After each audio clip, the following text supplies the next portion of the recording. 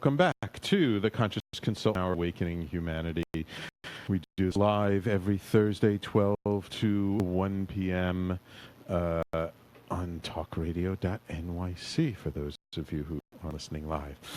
So, Jana, before you started the walk on the Camino, did you have a particular intention that you went there with? No, not very well. Okay. So I had actually read a book about someone who had walked the Camino and they'd done it very intentionally. She was a nun and she walked with a priest, and they had a prayer and they said the prayer every day. And so I was like, gosh, if I'm doing this, I should have, a good intention for this. And so it became a should. And I spoke to a friend, and we talked about it for a while. And what I realized was it was just go and have an adventure and see what shows up. So I didn't have, and some people had very clear intentions. We had people who were grieving, they'd had a child who died, or some people who had done something really egregious and wanted forgiveness, and it's known for forgiveness. He's the patron saint of forgiveness, so a lot of people work. So there were some people who had very specific things that they were walking for, but mine was just. But I did learn about intention, from the power of it, from walking it, So did you develop an intention during it, or did you develop many intentions while doing it? Well, yes, I did. I guess I did develop an intention out of crisis. So, by the time we were about 10 days in, I developed shin splints. So it was very painful. Like every step felt like I was standing like on a broken bone, and so I went to a physical therapist, and she just looked and she said, "You're not going to be able to keep walking." She said, "If you keep walking, you're going to break your bone. You cannot keep doing this." And so I went and had dinner with my daughter, and I sat down and I was like, "Can I cry?" And she's like, "Could you wait till we leave the restaurant?" I was like, "I don't think so." So I just started crying, and then I just, I could really see my personality coming up, because my personality is perseverance and just muscle through things and just, move through and get things done. And I sat there and I just said, I don't want to give up. I don't want to give in. And my daughter was like, "I don't care. We can fly home. We can go sit on a beach, And I was just really struggling with I don't want to quit. And my daughter said something that was really wise, which was, quitting is when you stop doing something and you choose to do that. And she said, it's not quitting when you can't do something anymore. And she said, you cannot keep walking. And she also said, I refuse to keep walking with you. I did not sign up to walk across Spain watching you wince with each step. And I was just like, okay. And I had for a moment this flash of like, well, what if I don't wince? Like, will she be able to tell? And then luckily, I'm incredibly grateful. A friend of mine texted me and said, have you thought about renting bikes? And so we rented bikes for the next stage, which was dead flat. You couldn't actually do it the first stage or the last stage because it's too mountainous, but we were going through this really flat stage. And so for me, we were on the bikes, and I just had this moment of, and in the restaurant with my daughter, she said, look, we're not Catholic, we're not Christian, I don't care about getting to Santiago, I just came with you because you asked me, like, I don't really care if we get there. And when we were riding the bikes, I just had this moment of, I don't care about getting there either. This is like an arbitrary point. Somebody said, get to Santiago. Like, somebody just made that up. And so I'm just going to do this beautifully. And that means treating myself beautifully. And that means enjoying the beauty of this place, but also walking it beautifully or journeying it beautifully. Yeah. And I told that, I turned to my daughter and I said, I've kind of given up on, I don't mind if we don't get to Santiago, for a few days shy. It doesn't matter to me. And she turns and she looks, she's like, we're getting to Santiago. So there's the power of community. Yeah. Beautiful. So like you mentioned before briefly, about, bringing sort of your experiences back home with you. So what did all of this kind of teach you that you've been able to bring home with you? Lots of things. I mean, when I got home, I sat down and I wrote a list of the lessons that I had from the Camino. That's another thing that a lot of people say is there isn't the Camino, it's my Camino, because everybody has an entirely different experience. Right. Some people get injured, some people get sick, some people, walk in pouring rain. So, we all have an entirely different experience, and the conversations we have are all different.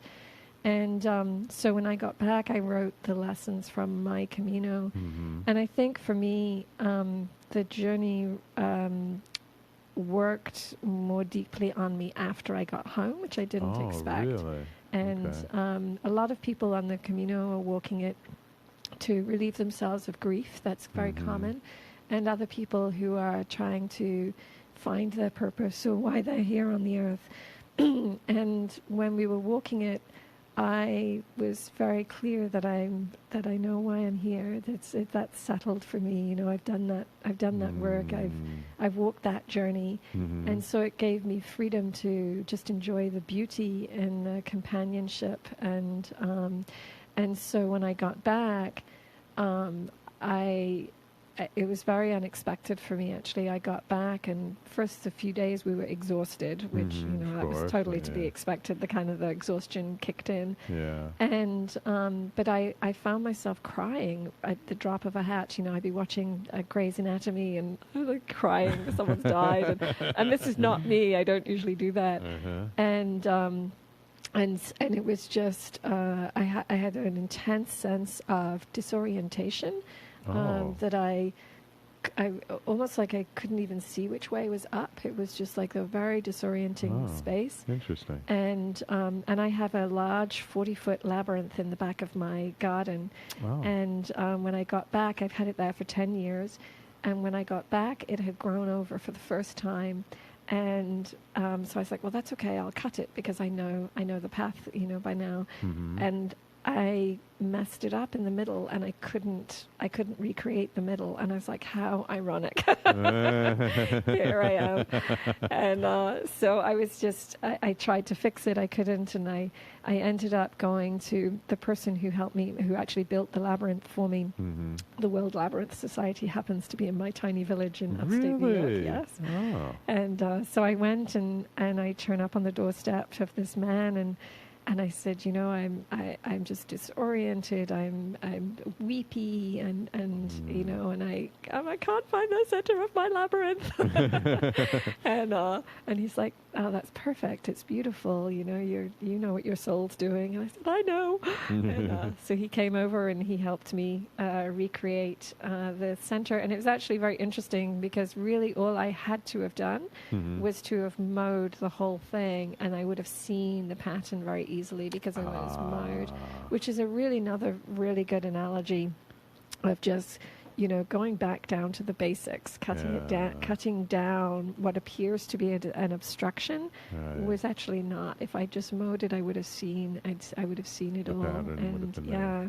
And so it's been a really challenging process over the last month of integrating those lessons. And I work with people who are transforming, and a lot of what people enjoy is the up, is the high of the journey, the high of the beauty, the walking, the companionship. But our lives are made up of circles and seasons, and people have we as a culture, we have no patience with the dark. We have no patience with the still and the quiet. And it's what I've been going through the last month of just after this incredible growth on the Camino, of then the disorientation and the recalibration that feels, it can feel painful and in a different way. And it was interesting when I came back. I was so surprised by it. I did not expect. I expected to kind of come home and life was all good And I went on the Camino, there's a forum, and I went on the forum. I was like, has anybody else ever felt like this? And I described how I was feeling. And people responded that it's very common. And they said, the solution for it is to plan your next trip, plan your next Camino.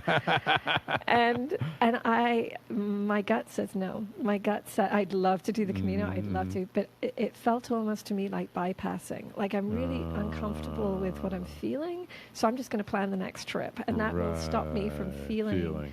Rather than being present to what actually is going on and really being with it. Right. And to me, the closest word I have to tell people about what I'd been experiencing was grief. And I think it was because I touched this incredibly beautiful experience, parts of myself and community and connection with nature.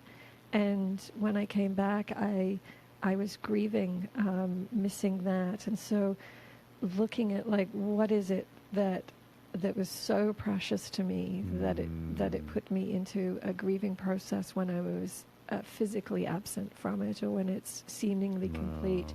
So this idea of that beautiful quote about the journey and reaching the destination and realizing it's unfolding in the next journey. And since I've gotten back, it's been the next journey that's been unfolding. And it's the one that we talk about less, right? It's great to talk about, I just walked 500 miles, People don't go on the forum or generally talk about, missing the experience, or what it is that's so precious that we want to rebuild our lives around these things that we've touched and we've experienced. Like, I want my life to work around that now, or include that. And that means letting go of some of the things that, I've put in my life that I don't want there anymore. So since you've been back, you've been making some big shifts in your life? Yeah, well, looking at it, like, how do I do that? I just really miss walking 7 hours a day in nature. It's it's an incredibly beautiful, healing thing. And so just wanting to restructure my life so I can do that more often, and not just, an hour or two, which I, can do and have been doing. Right. And, Wonderful. Okay, believe it or not, it's time for us to take our last commercial break of the hour. It flies by so fast. So when we come back, let's just talk about, the integration process a little bit more, and kind of about, how this has affected your work with people. So everybody, please stay tuned. You're listening to the Conscious Consultant Hour, Awakening Humanity, and we'll be right back after these messages.